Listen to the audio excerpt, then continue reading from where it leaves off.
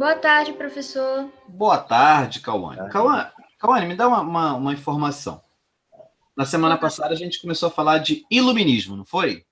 Sim. Então a gente vai continuar hoje. Eu tô com sono. O que eu faço? Professor, Fala. ele tá bem? Daniel, sabe Calissa? Sei. Então, ela tá querendo falar com o senhor. Fala, Calissa. Quanto tempo que eu não te vejo? Oi? Tudo bom com você? Tudo bom, graças a Deus. Você tá estudando aonde? Eu estou na TP. Poxa, deixou alternativa. Tiago às vezes fica falando que você saiu da alternativa. O pessoal tem saudade de você, viu? Eu também sinto saudade do povo, muita saudade. Até ia marcar, tipo, antes da quarentena, tava falando lá com o povo, né? Aham. Pra o grupinho lá, né? Meu, Estela, Thiago, Sim. o Vitor Hugo, a Clarice, assim, esse povo pra vir aqui em casa, né?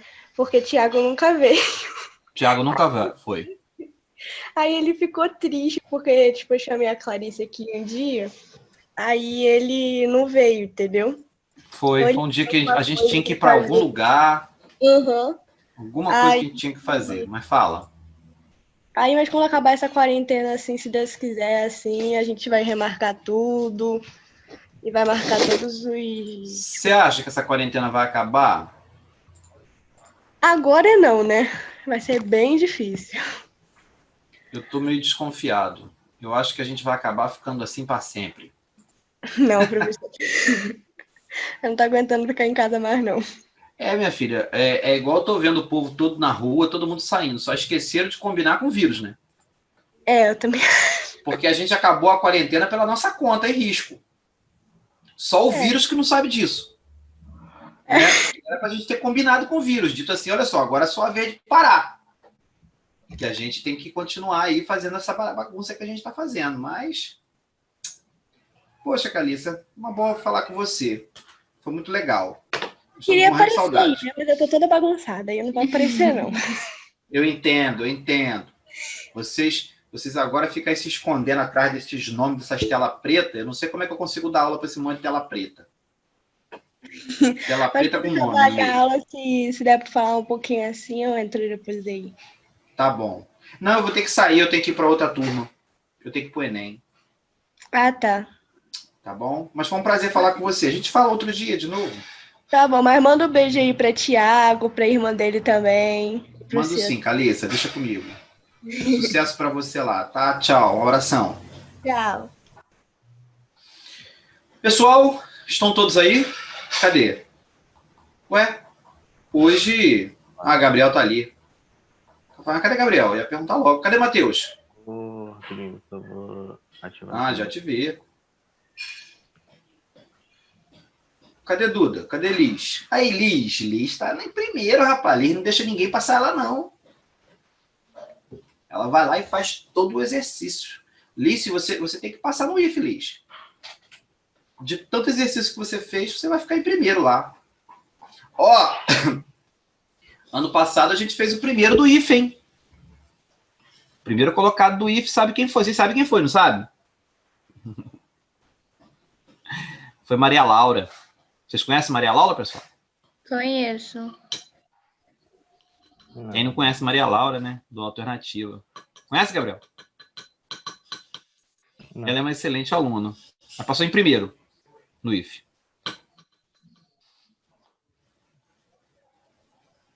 Vamos lá. Cadê a galera?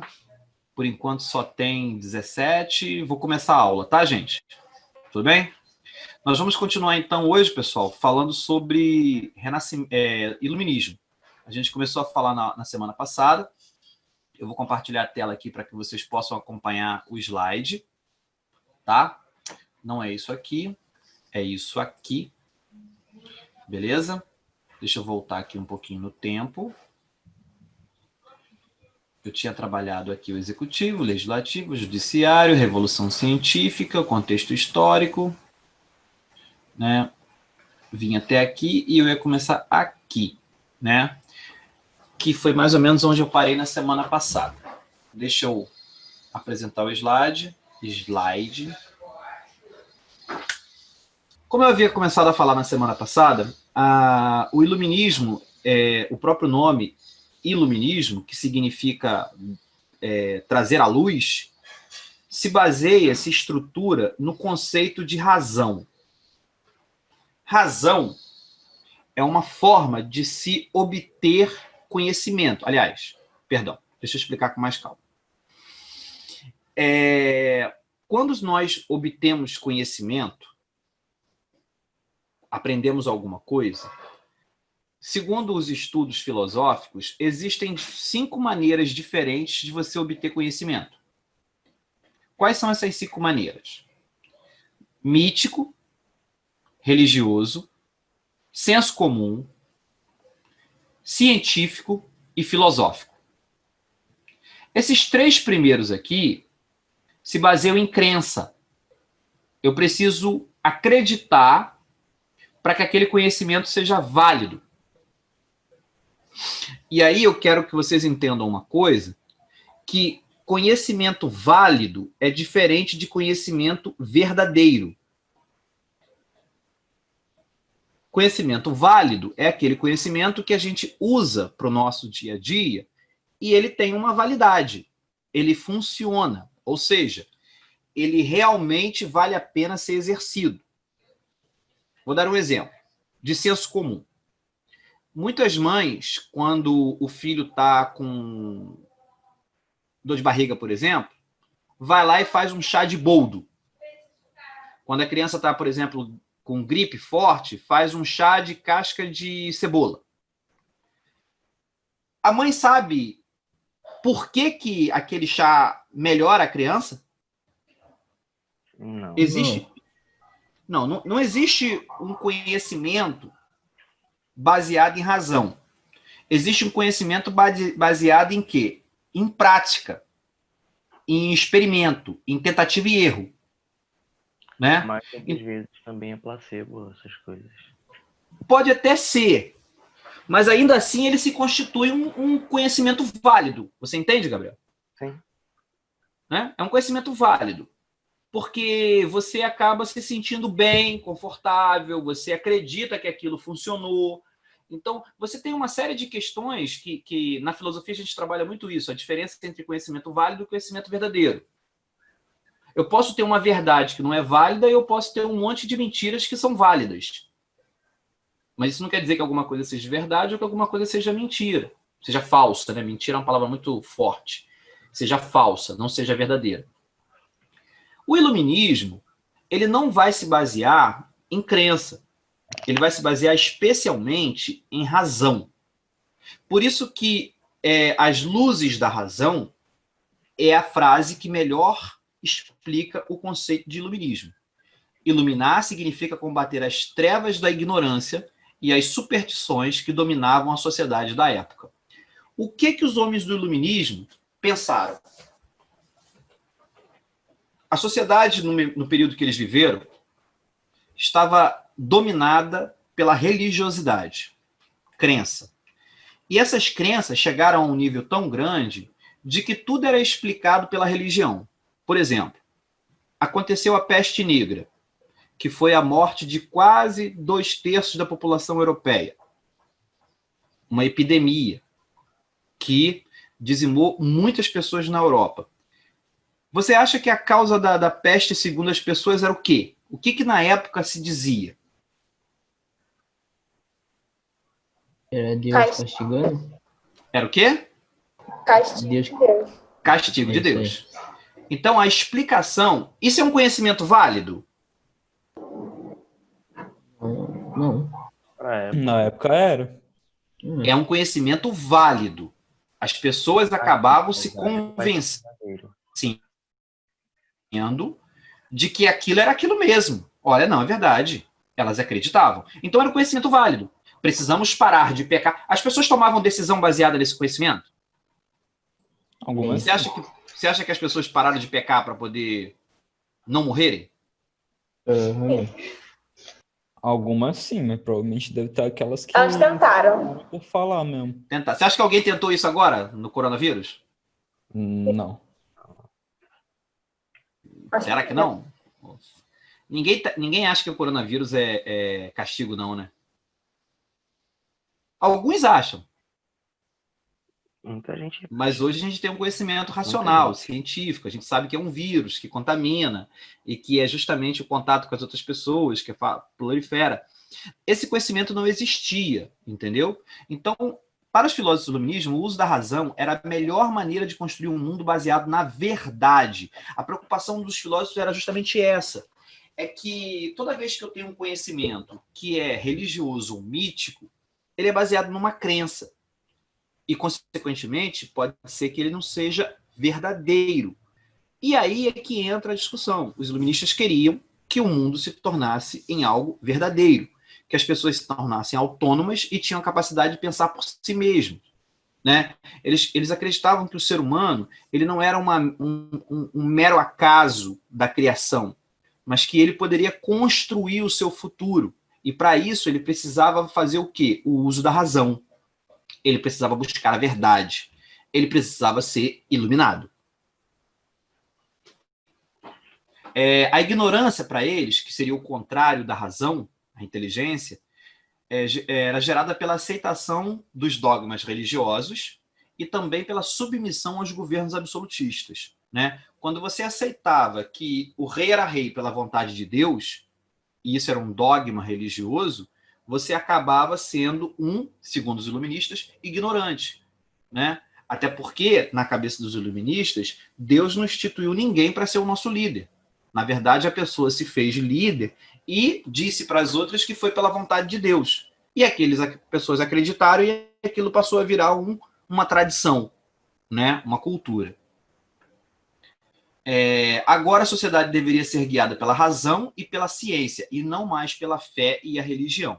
Essas eram as propostas do iluminismo. Não que a religião e a fé fosse abandonada, não. Mas, para os iluministas, as tomadas de decisão não deveriam ser feitas baseadas simplesmente em fé ou em crença, mas principalmente pela razão. Mas, professor, o senhor falou razão, razão, razão. O que é a razão? A razão é quando eu consigo utilizar argumentos. Estão me ouvindo, pessoal? Sim. Sim. A razão é quando eu consigo usar argumentos que são observáveis. Por exemplo, se você perguntar para sua mãe, por que eu não posso ir na festa? O que sua mãe vai dizer? Porque eu falei que não. Porque eu que mando.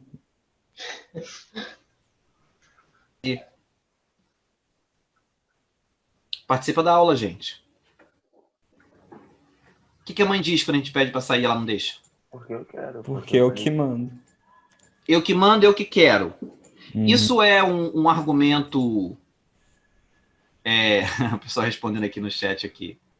Minha mãe vai dizer, por que não? Então, esse é um argumento de que tipo? É um argumento, digamos assim, racional ou é um argumento de senso comum? Eu preciso demonstrar para você o porquê ou simplesmente impõe? Simplesmente. Até porque se você for parar para argumentar, vai ficar difícil, né? É muito argumento de você dizer para o filho de que existe um perigo, de que existe não sei o quê, de que existe não sei o que lá, de que existe não sei o que lá. Então, se eu argumentar de maneira observável para que o adolescente entenda o porquê que a gente não quer que ele vá em determinado lugar, você vai acabar construindo um debate que não vai se acabar nunca, né?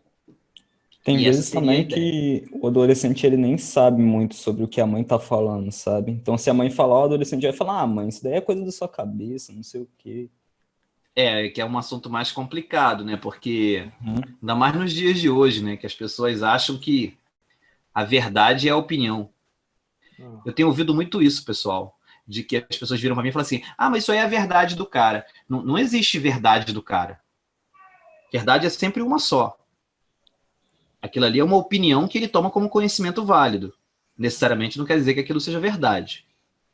Tem pessoas que enxergam o mundo de maneira muito diferente das outras, baseado em outros conceitos de valores, e isso não quer dizer que aquilo seja verdade dele.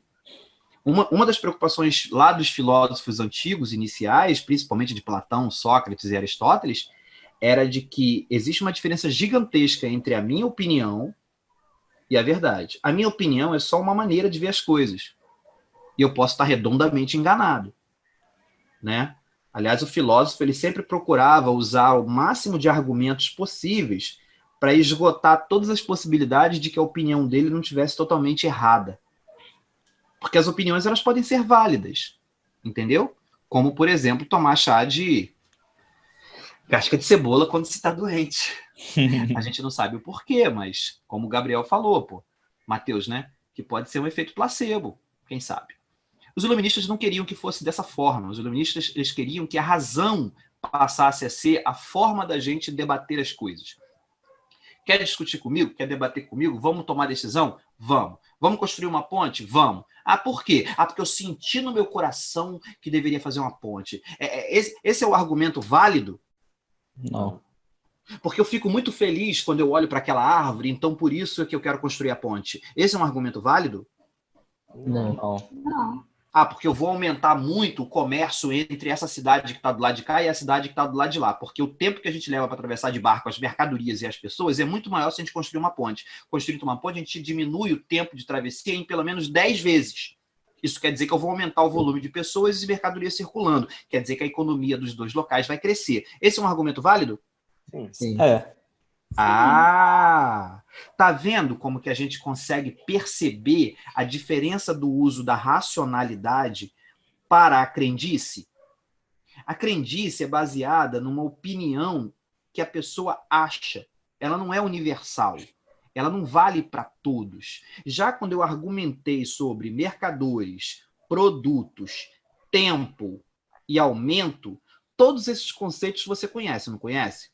Tanto é que vocês compreenderam o que eu falei. Vocês enxergaram lógica no que eu falei? Uhum.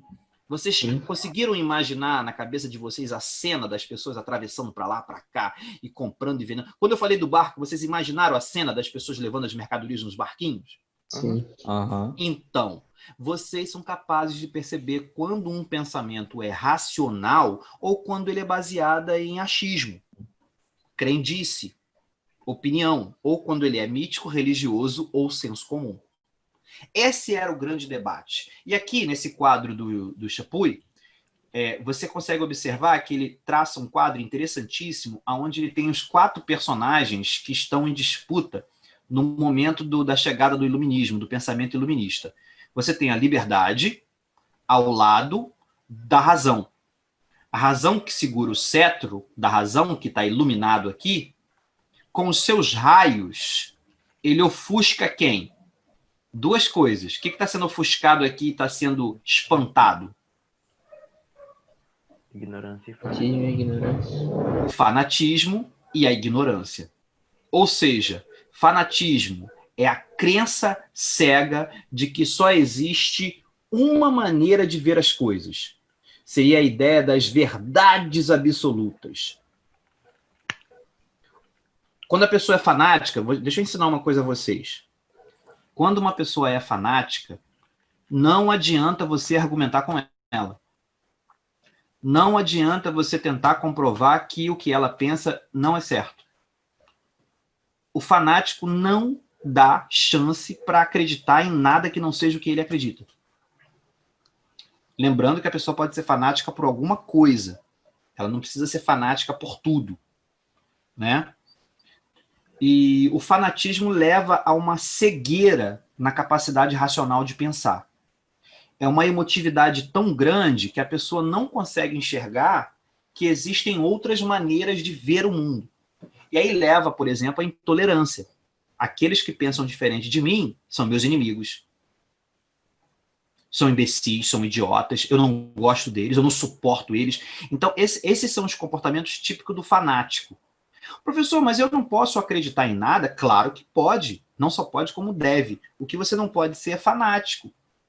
Você não pode deixar de entender que outras pessoas enxergam a vida, as coisas, de outras maneiras. E aí você tem que ter a tolerância. Professor, o que é a tolerância? É aceitar? Não. A tolerância é respeitar. Não é que você esteja concordando com o que a pessoa diz ou faz. Entendeu? É apenas que você entende que ela não tem os mesmos valores que você. Mas isso não faz com que ela seja uma pessoa menos do que você. Ela é diferente, mas é semelhante. Né? E aí que é nesse ponto que eu gosto sempre de tocar. Essas palavras que eu estou usando para vocês, pessoal, não são minhas não, tá? Elas são dos iluministas. É como eles enxergam as coisas. E outra coisa que a razão ofusca é a ignorância. Ao contrário do fanatismo que só crê em uma coisa, o ignorante é aquele que não tem conhecimento. Ele não tem nenhuma base para formular um pensamento próprio. Entendeu? Ele simplesmente ignora, desconhece, não sabe exatamente das coisas que estão sendo faladas. E aí o ignorante tende, por exemplo, a tomar decisões de maneira muito errada, porque ele não se baseia na inteligência, na informação, no conhecimento. Ele se baseia simplesmente no fato que aconteceu. Normalmente o ignorante não toma decisão, né? As pessoas tomam decisões para ele. Ou ele omite. E se omitir também é uma forma de tomar decisão, né? Porque você decidiu não decidir. Agora que a gente leu alguma pergunta sobre essa imagem? Alguém quer falar alguma coisa? Entenderam que a liberdade e a razão andam juntas e ofusca o fanatismo e a ignorância? Uhum. Pessoal, agora deixa eu fazer uma pergunta para vocês. Nós estamos vivendo uma época tão confusa que eu preciso saber o que vocês pensam. Vocês acham que o fanatismo e a ignorância são coisas boas? No meu ponto de ver, não. Você acha que se o mundo fosse guiado pelo fanatismo e pela ignorância, seria bom para a sociedade? A gente chegaria ao grau de evolução tecnológica que a gente chegou? Não, nem perto. Uhum. Ele já é o que, João Pedro, que você colocou aqui? Ele já é. O que você quis dizer com isso? Eu não entendi. Se você puder falar. Eu acho, João Pedro, que o mundo de hoje ele não é totalmente ignorante, ele é parcialmente, como sempre foi, tá? Mas, assim, as decisões principais, quando elas são muito sérias, normalmente as pessoas procuram raciocinar. As pessoas procuram a razão. Elas não simplesmente se baseiam. E aí eu vou dar um exemplo, né, que é muito válido. Eu acredito que muitos de vocês sejam religiosos e que participem de algum grupo religioso, né? Mas isso não fez com que vocês não fossem no médico. Eu tenho certeza de que quando vocês ficaram doentes em algum momento da vida, vocês foram para o médico e tomaram remédio, não tomaram? Uhum. Não que eu esteja dizendo que a crença numa cura pela religião não seja válida ou que não tenha ocorrido. Pelo contrário, existem milhões e milhões de relatos de pessoas que afirmam que foram curados pela fé. Ninguém está questionando isso. Mas as pessoas, elas se baseiam somente na fé ou elas também utilizam a razão? Sim, Ou elas também procuram um médico, procuram uma explicação científica, procuram tomar um remédio que foi desenvolvido por pesquisas científicas? O que vocês acham? grande parte das pessoas estão nesse segundo caso. Certamente a maioria, né? Uhum. E qual é a diferença? Vocês saberiam me apontar a diferença entre você usar a fé e usar a ciência, principalmente quando se trata de doença? Vocês sabem exatamente qual é a diferença? Não. Saber, não sei não. Eu sei. O número de sucesso, de casos de sucesso. Uhum. Claro. É quase que uma montanha a mais de sucesso quando você tem uma cura que foi descoberta cientificamente, porque ela obedeceu uma pesquisa, obedeceu a critério, e aí você tem toda uma... E aí você tem uma porcentagem muito alta de pessoas que simplesmente tomaram remédio e ficaram curadas. Já as pessoas que foram buscar religião não têm a mesma taxa de sucesso. Existe uma taxa de sucesso, mas ela é muito menor do que a taxa de quando o conhecimento é racional. Uhum. Entenderam? Sim. E aí, o que as pessoas começaram a fazer? Não, eu acredito na religião, mas acredito também que Deus instituiu a inteligência, o conhecimento aos médicos e aos cientistas para eles descobrirem a cura. E se a cura é só tomar esse remedinho aqui, eu vou tomar ele. Entenderam? Não que não existam pessoas radicais, e aí eu falo com toda clareza, fanáticos e muitas das vezes ignorantes, que não dão vacinas para os filhos, Sim. que não dão remédio, entendeu? Porque acreditam que isso vai estar abalando a sua fé ou a sua crença. Eu não quero entrar em discussão sobre isso, porque eu considero a religião também como um conhecimento válido, mas eu entendo a importância da ciência para a descoberta de soluções como, por exemplo, cura de doenças, construções de casas, tecnologia para aumentar a qualidade dos produtos que a gente usa, urbanização das cidades, todo o conhecimento que a gente adquiriu em relação à higiene, né, de que a gente precisa tomar banho, que a gente precisa usar os produtos, escovar o dente. Isso evitou que as pessoas ficassem doentes, que as pessoas tivessem os dentes estragados, que as pessoas sofressem de uma série de... Então, vocês entendem que o mundo de hoje, ele é resultado de muita pesquisa científica ao longo de, pelo menos, aí 2 séculos, quase 3 séculos. Uhum. E é claro que a gente não teria chegado aonde a gente chegou em termos de tecnologia / economia se não tivesse uma sociedade baseada na razão.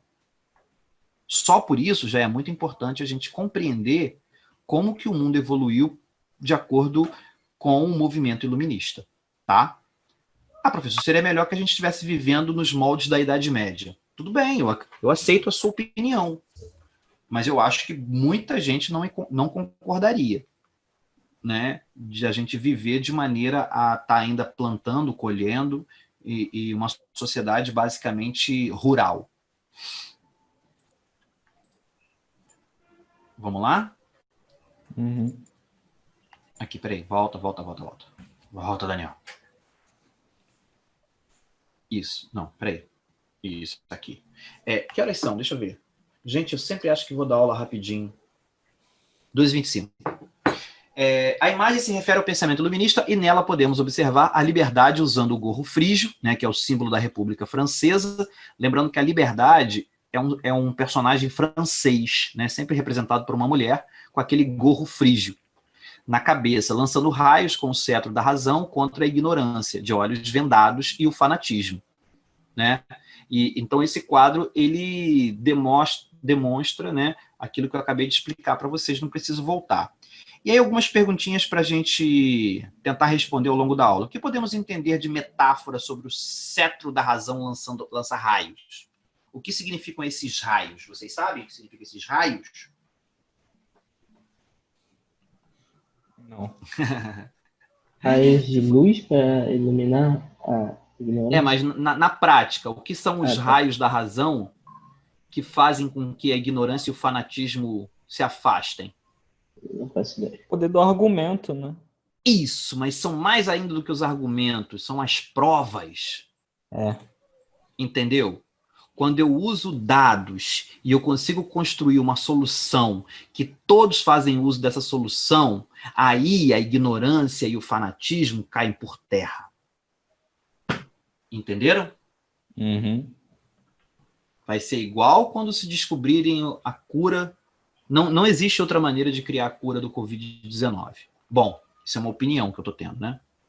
Mas eu acredito que a cura virá. Eu acredito, portanto, é uma crença, é uma opinião, que a cura do Covid-19 virá por intermédio da ciência.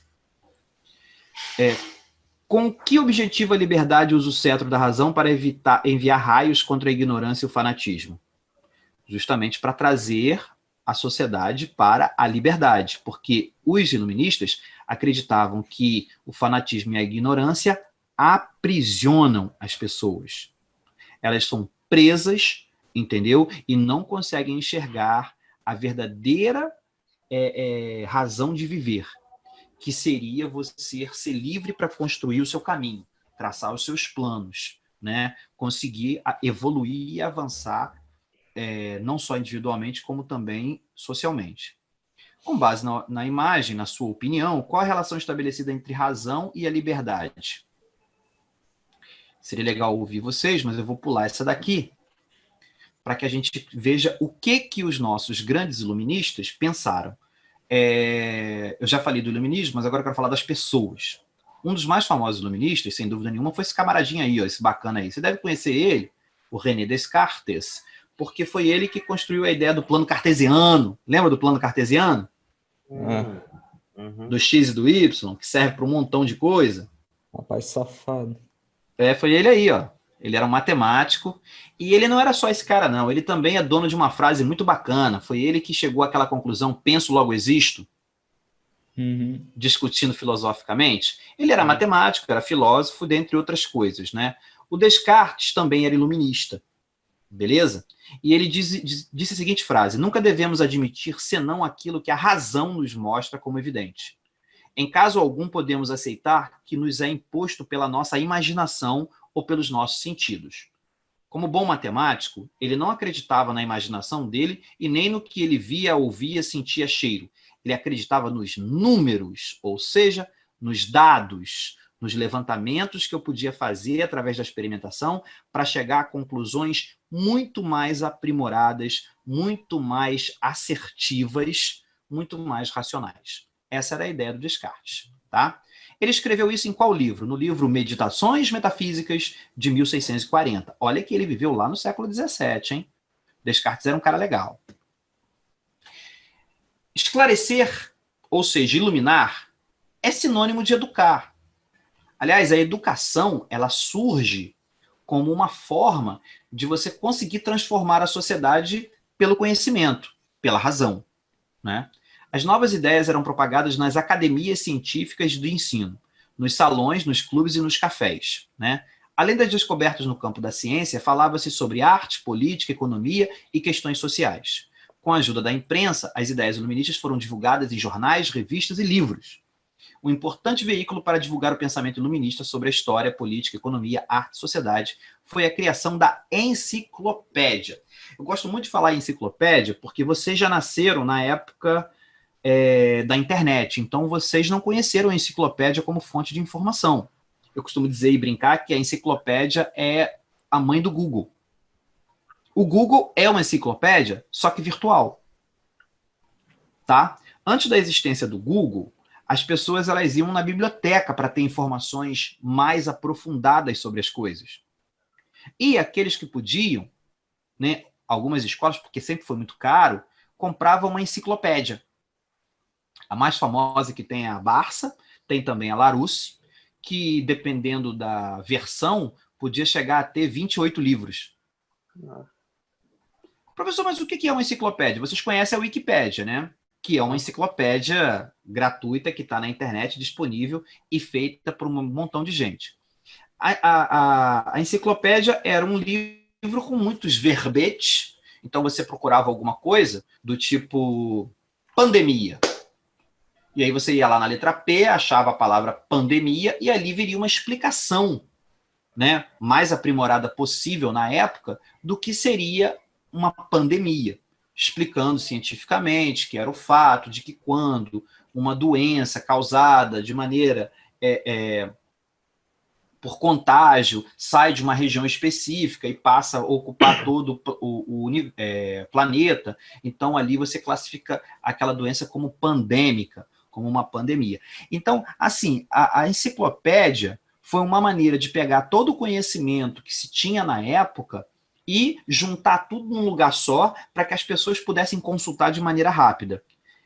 Como naquela época o conhecimento estava só na cabeça das pessoas e em poucos livros, você acha que a enciclopédia foi uma boa ideia? Com certeza. Ó, as primeiras enciclopédias abordavam diversas áreas do conhecimento e divulgavam as ideias filosóficas do iluminismo, né? Os pais fundadores da enciclopédia foram o Diderot e o D'Alembert, dois franceses, que viveram no século XVIII. A obra contou com a colaboração de aproximadamente 140 autores, entre eles os outros iluministas da época, como, por exemplo, Voltaire, Rousseau e Montesquieu. Montesquieu foi aquele cara que fez o espírito das leis, que criou a ideia de 3 poderes que a gente discutiu na aula passada.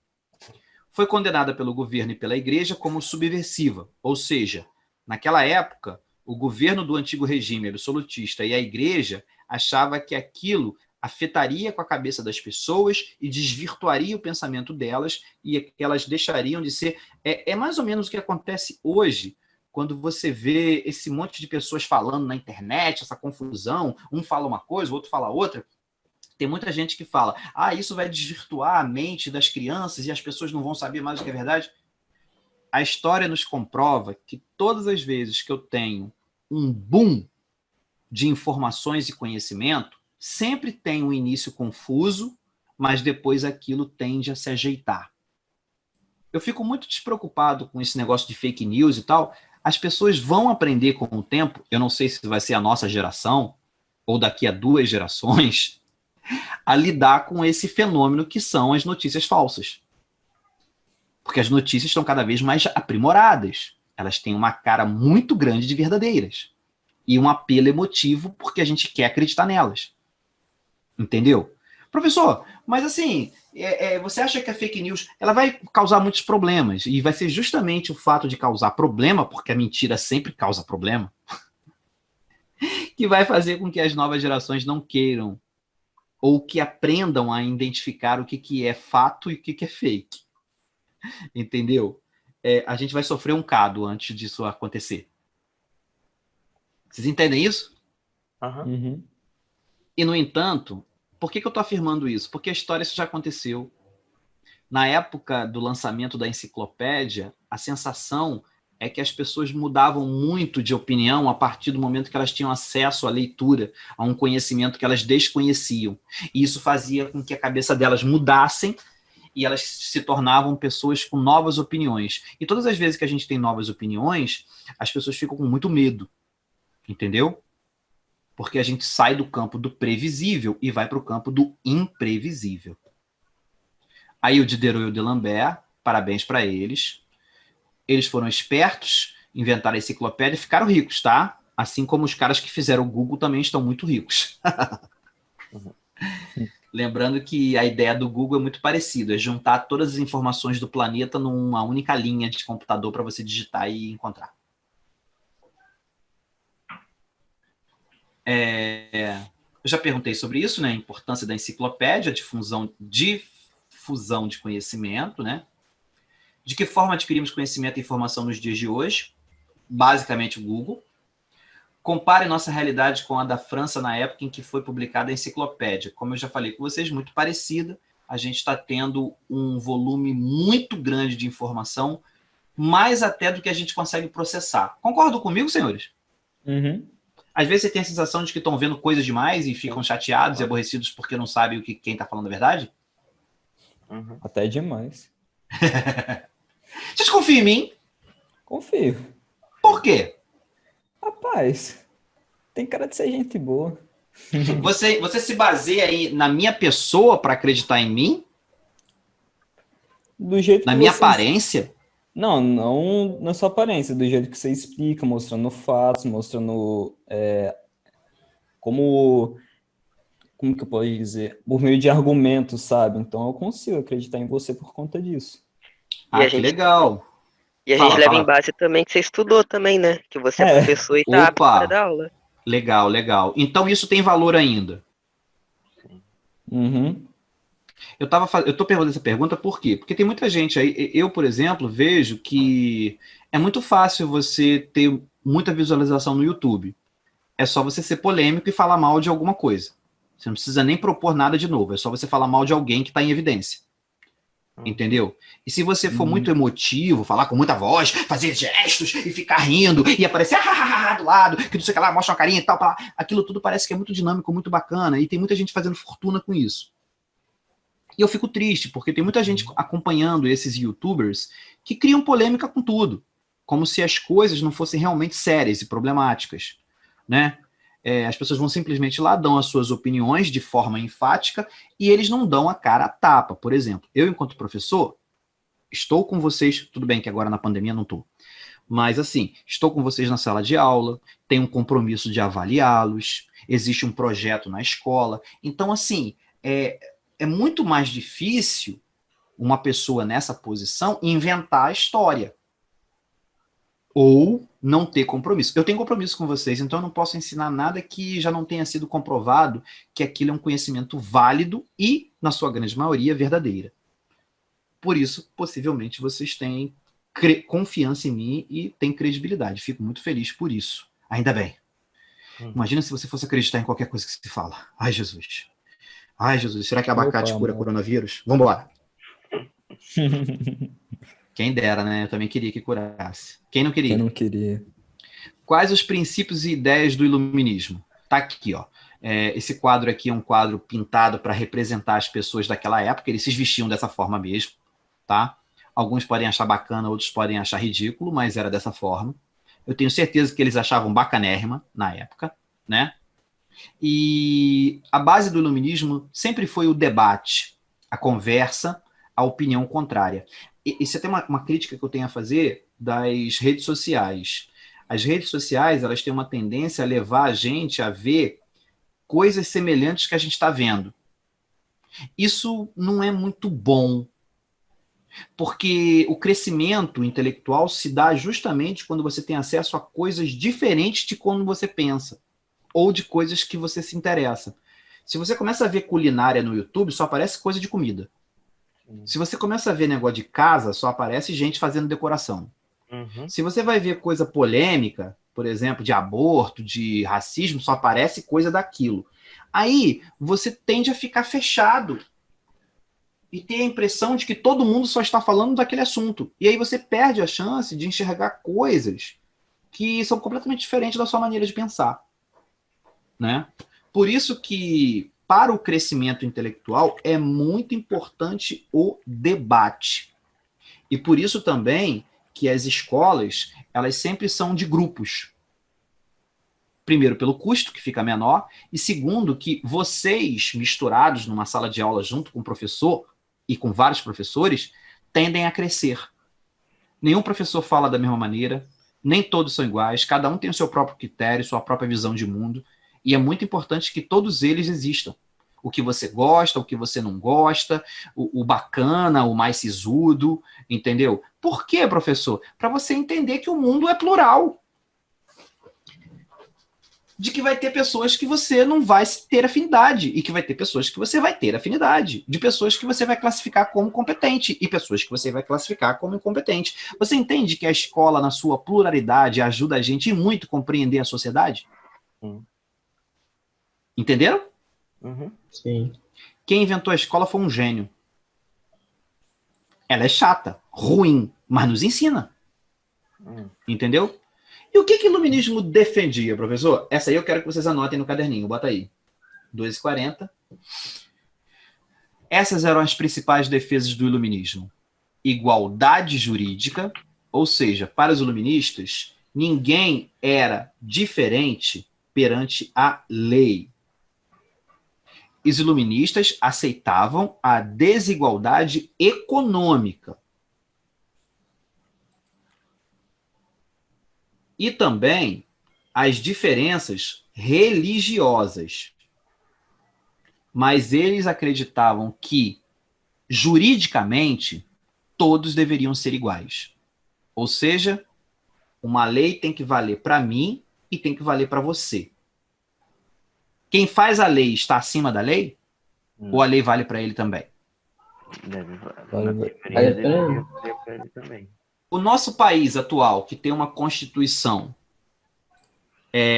prevê que haja igualdade jurídica ou alguém está acima da lei?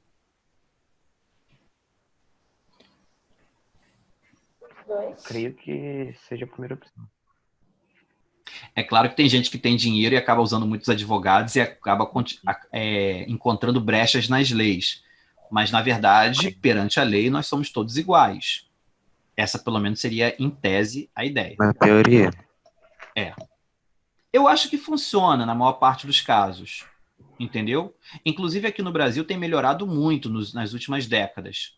Vocês, por exemplo, são testemunhas coisas que não acontecia há 30, 40, 50 anos atrás, hoje acontece, que são políticos irem para a cadeia. E se eu falar para vocês que há 30 anos atrás nenhum político ia para a cadeia, por mais que ele fizesse erros? Vocês acreditam? Acontece isso por causa da mídia, né? Sim, por isso que a imprensa livre é muito importante num país democrático. Porque a mídia, ela faz o papel de acusadora dentro da sociedade. Entendeu? Tolerância religiosa e filosófica. Ou seja, aquilo que eu falei. Eu aceito a desigualdade na religião e no pensamento. No caso, isonomia, como assim isonomia? Exatamente, isonomia é todos são iguais perante a lei. Perfeito, Maria Alice. Liberdade pessoal e social, ou seja, uma das defesas do iluminista era que a sua pessoa, a sua identidade, quem você é, seria livre para explicar as suas ideias e também para professar a sua fé. Liberdade para os iluministas era principalmente isso. Eu posso ir para onde eu quiser, eu posso ser quem eu quiser, eu posso escolher a religião que eu quiser, e eu posso pensar da maneira que eu quiser, desde que eu não ofenda, não degrina e não humilhe ninguém. Aí é uma coisa até que eu gosto de falar. As pessoas estão falando muito hoje em liberdade de expressão. Pessoal, você tem toda a liberdade de expressão pela nossa Constituição, desde que você não ofenda, não calunie e não promova difamação de alguém, tá? Ou de alguma instituição. Você tem todo o direito de falar o que você pensa. O que você não tem direito é de atacar, principalmente sem provas, porque aí você já está fazendo um julgamento e você não é juiz para julgar, tá? Então, essa é a grande diferença entre a liberdade de expressão e crimes previstos no próprio Código Penal. Outra coisa que muita gente não sabe é... Existe a liberdade de expressão, mas não existe o anonimato. No Brasil, todos aqueles que falam precisam ser identificados quem falou. Porque você é responsável pelo que você diz, sim. Entenderam? Uhum. Eu defendo muito a liberdade de expressão, mas defendo que as pessoas não caluniem a outra e não difame e não promovam injúria. Você sabe a diferença dessas coisas, pessoal? Quer aprender rapidinho? Injúria. Você fala uma coisa para mim e eu me sinto ofendido. Aí isso é injúria. Entendeu? Mas pode ser que você não falou para mim ofender. Mas eu me senti ofendido. Cabe à justiça provar que você falou para me ofender. Você está cometendo um crime. Calúnia. É quando você inventa alguma mentira sobre mim. Você não tem como provar aquilo. Entendeu? E você falou aquilo sobre mim e, de certa forma, denegriu a minha imagem, entendeu? Perante mim mesmo. E difamação, quando você faz isso contando para um monte de gente. Você me calunia e faz isso contando para 1 milhão de pessoas. Pode ser até para o seu vizinho. Você não só falou para mim uma inverdade, como você disse para os outros inverdade sobre mim. Né? Isso é difamação. É previsto no Código Penal, né, a criminalização desses atos. Qualquer pessoa que se sinta ofendida, difamada ou caluniada pode entrar na justiça contra o caluniador, né, o difamador ou o injuriador. Direito à propriedade privada, isso aqui é muito interessante, o capitalismo vai gostar muito dessa ideia, né? Os iluministas acreditavam... Oi, pode falar. Então, uma coisa que aconteceu comigo, foi ano passado, sobre esse negócio que acabou de falar da calúnia. Tipo assim, tinha um professor que ele era advogado, só que ele também fazia o papel de professor. Aí, tipo assim, entrei num grupo, aí a menina, tipo assim, fazia uma letra grande, eu falei assim, faz o negócio, faz pelo menos o texto, deixa que, como eu tenho uma letra um pouco menor, deixa que eu faça. Nisso, ela começou a falar pro professor que eu estava reclamando da letra dela, que eu estava fazendo bullying com ela. Aham. E aí ele, como ele era advogado, ele falou que ela poderia entrar na justiça para mim abrir um processo contra mim. Na verdade ela pode. Mas ela como pode. que eu fiz?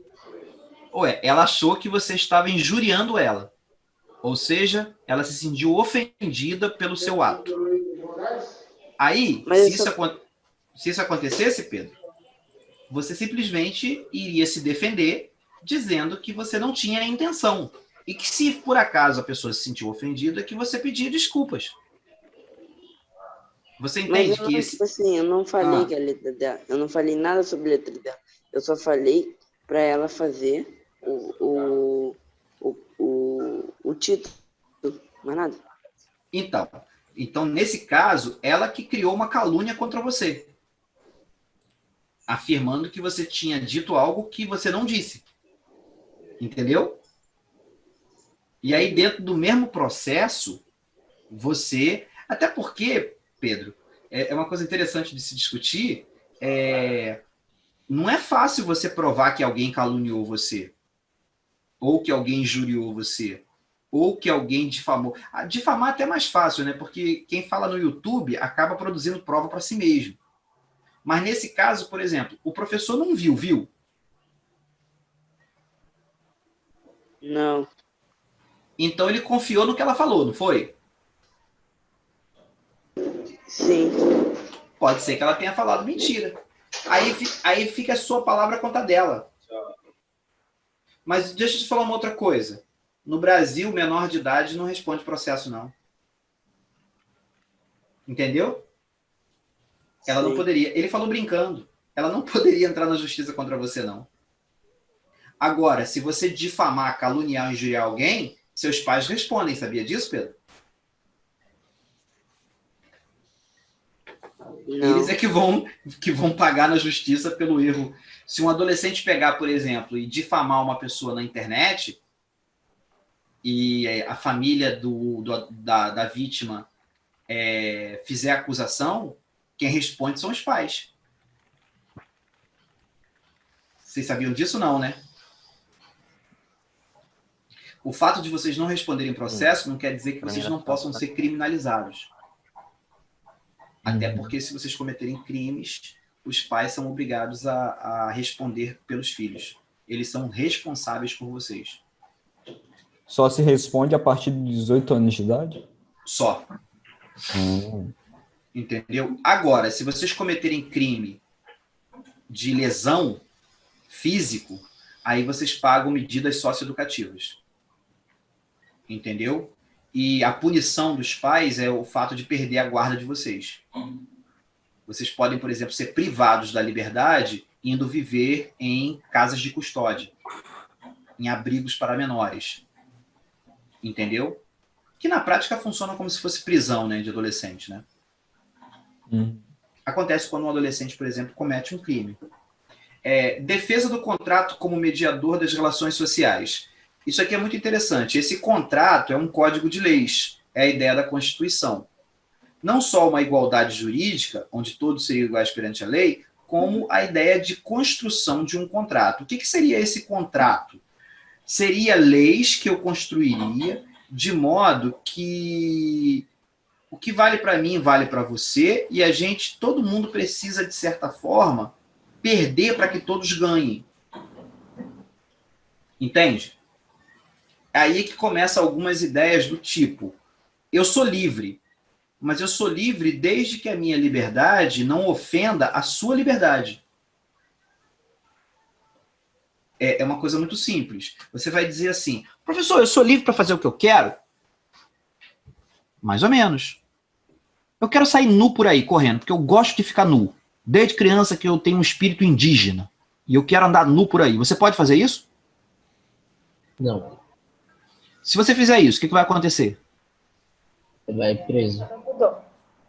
Atentado ao pudor. Você vai estar ofendendo outras pessoas que consideram a nudez ofensiva. Mas, professor, Oi, pode falar. E os indígenas? E se eles vierem para a cidade algum dia só para fazer alguma coisa que tem que fazer, como é que acontece? Então, nesse caso, a lei também prevê que povos que culturalmente têm uma certa prática e de que dentro da prática deles aquilo não é ofensivo, eles podem, por exemplo, na cidade continuar com a mesma prática. É o caso dos índios quando vêm para a cidade poderem andar nus. Entenderam? Isso acontece também com religiões. Por exemplo, tem pessoas de determinada religião que só pode usar um tipo de roupa. Então, se essa pessoa for estudar numa escola ou ela for para o exército, ela vai poder continuar usando aquela roupa, mesmo que exista uma farda. É o caso das pessoas, por exemplo, que são islâmicas, que gostam de que precisam usar aquela burca, né? Aquela coisa que cobre a cabeça. Mesmo eles tendo uma farda, tendo um uniforme, eles podem continuar usando o traje da religião deles. Isso também é previsto em lei, tá bom? Isso tudo é um contrato, é uma maneira de você equilibrar todas as diferenças e pluralidades de uma sociedade. Do mesmo jeito que eu quero garantir que você seja livre, eu não posso permitir que você abuse disso e faça com que outras pessoas também não tenham a mesma liberdade. Entendeu? Por isso que vale a máxima de que o meu direito acaba quando começa o seu. Né? Eu tenho muitos direitos, mas o meu direito vai até quando o meu semelhante tem o direito. E como é que a gente confirma isso? Através de um contrato. Nos países, esses contratos normalmente são chamados de constituição, tá bom? Maior participação política na sociedade era a visão dos iluministas. Eles não queriam que só os nobres governassem. Eles queriam que cada cidadão participasse da sociedade, da política. O que, na verdade, eles estavam defendendo seria o modelo republicano, onde o governante fosse eleito pelas pessoas, né, consideradas aptas para participarem da política. Quando você é apto a participar da vida política da sociedade, você é considerado cidadão. Cidadão é o nome que se dá àquela pessoa que participa politicamente da sua sociedade, usufruindo de seus direitos e executando os seus deveres. Entendeu? Essa é a nossa cidadania. Quem quer falar? Ninguém. E, por fim, governo representativo, ou seja, os governos deviam representar a vontade daqueles que o elegeram. Entendeu? Não, o governo não seria pessoas colocadas no poder simplesmente para tomar decisão conforme a sua própria visão de mundo. Não. Quando você é eleito pelas pessoas, você passa a representar as pessoas. Então, você não pode tomar uma decisão sua. Você tem que tomar uma decisão de acordo com aquelas pessoas que te elegeram, queria que você tomasse. Entendeu? Infelizmente, a gente sabe que não é isso que acontece, né? Os políticos, eles, quando querem se eleger, eles vêm, pedem nosso voto, fazem aquela coisa toda, e depois simplesmente tomam uma decisão baseada na cabeça deles. Não é assim que funciona? Sim. Uhum. Era para ser assim? Não. Não, era para ser representativo. Era para que os políticos continuassem com as suas bases eleitorais e com a população, justamente para saber que decisão tomar de acordo com a vontade daqueles que estão que, no caso, o elegeram. Bom, eu vou parar por aqui. Eu acho que eu expliquei tudo o que eu queria explicar hoje. Espero que vocês tenham aprendido um pouco mais sobre iluminismo. Eu não tenho muito mais o que trabalhar, e na próxima aula a gente vai começar a falar de outros assuntos que são as revoluções burguesas, tá? A gente vai começar a falar com a Revolução Americana, e depois vai falar da Revolução Francesa, e vai falar também da independência na América Latina, principalmente a independência do Brasil. Tudo bem? Tudo bem. Aprenderam alguma coisa hoje? Uhum. Sim. Eu gosto de vocês, essas pessoas inteligentes pra caramba, tá? Rapaz, eu me amarro, cara. Me amarro em vocês. E eu tô clicando aqui em Stop Share no site. Aqui, 29. É só gente inteligente. Eu vejo a inteligência de vocês pelo nome. Esse aqui, então, que botou o símbolo do Flamengo, isso é um gênio. Fiquem com Deus até semana que vem. Boa aula aí. Valeu, Daniel.